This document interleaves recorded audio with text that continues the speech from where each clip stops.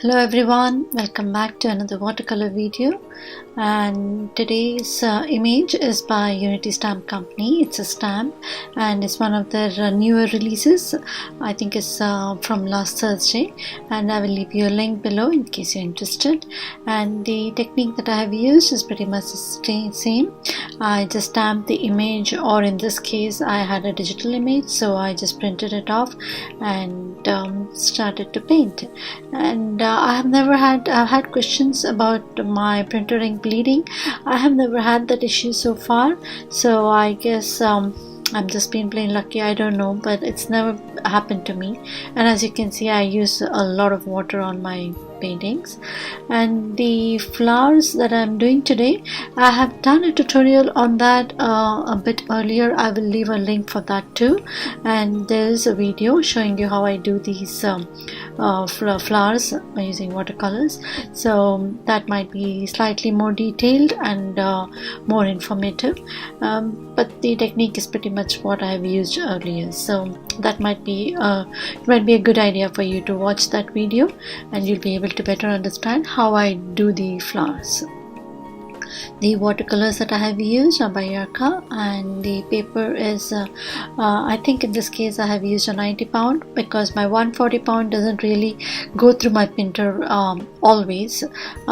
It's a hit or miss, so sometimes it works, sometimes it doesn't. So this time I did have some trouble, so I used a 90 pound paper. And for this kind of painting, where it's not too much of a wet kind of a technique, I haven't used as much water as I usually do, so it's okay even if it warps a bit. I just leave it under some books and it gets back into shape. So that's about the paper. The brush is a Kolinsky Sable. It's a number 5 round, and it's by Winsor & Newton. I think that should be covering the basics, so I'll leave you with some music and let you watch me paint.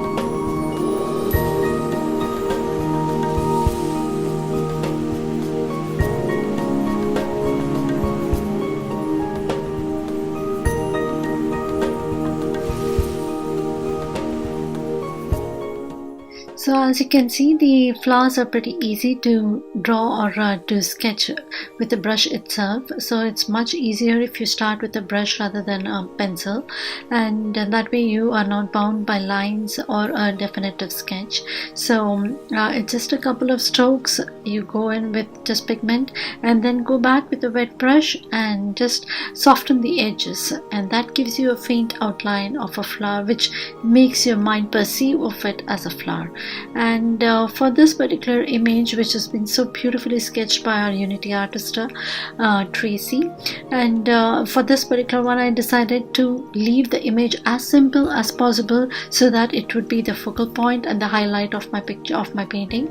And so I decided to keep the image in just one color. In fact, I started out by my vision for it was just one black sketch, like a charcoal painting or perhaps just a ink sketch, but then later on I realized that the painting needed to be balanced a little bit with some cooler tones, so I thought of adding blue to her to the blouse that she was wearing.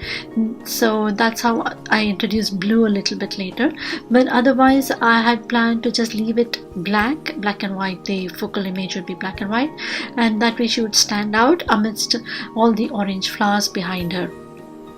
So that was my vision for this particular painting. And because I did get asked last time on how I decide what I decide for a painting, frankly, and to be very honest, I really don't decide before I start painting. It's just as I start painting, and then as I go about towards the middle of a painting, I realize that okay, having laid the foundation, now I need to add these colors to balance this, and that's how my mind works. But that's all there is to it. It's a balancing of colors that I think. And in this case I thought orange, yeah, there was orange and then there was green, but then it needed some cooler tones, so I felt, and hence decided to the black was fine, just the black was fine, but then I realized that maybe a little bit of blue would be better. It's not that it's going to make a huge difference, but I thought that little subtle difference would make a huge change for the painting, and that's why I went with the blue. So you can see that I've already done a base layer of black, and then I went over it with a bit of blue.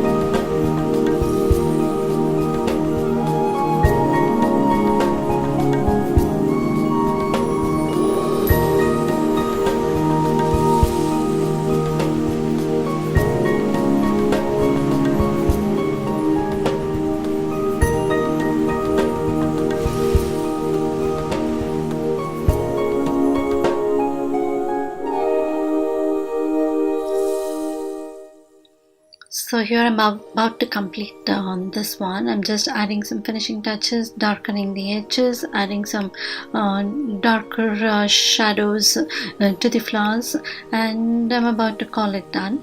I really enjoyed this one. I think this painting will be among my favorites because of the image, and it's a beautiful image, and I really loved painting her, and I really hope you enjoyed too. Thank you so much for joining me today. If you have any questions, any queries, do let me know in the comment section, and I'll try to answer it to my best. Or if you want some more detailed pictures, do stop by my blog. I always have some more closer stills on my blog. So thank you again for watching, and see you soon then. Bye bye.